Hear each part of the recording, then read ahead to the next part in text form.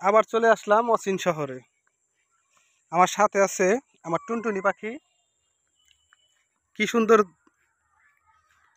দিঘির, এখানে মাছ চাষ করা হয়।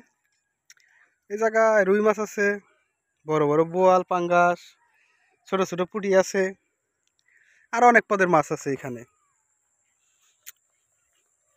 চোখের সৌন্দর্য দেখে মনোমুগ্ধকর পরিবেশ, ভালোই লাগে চোখে পাতারে ঘোরার লিগে। ওই যে দেখা যাইতেছে এটা ছিলাম দীর্ঘকিরাম মাদ্রাসা, জৈনতপুর মাদ্রাসা বলে এটাকে।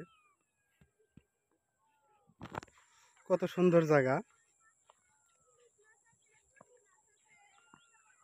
কিন্তু চোখে পাতারে ঘোরার মজাই আলাদা। মানুষ ধান বুনছে,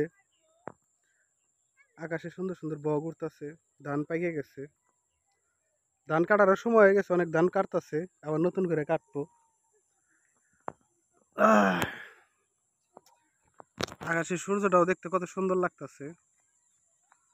বিকেলবেলা হইলে বাদে এরকম টাইমে খুব ভাল লাগে।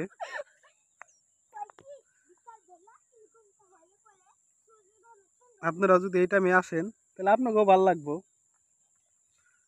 ইচ্ছা হইলে আপনারা বিকেলবেলা ঘুরবার পারেন।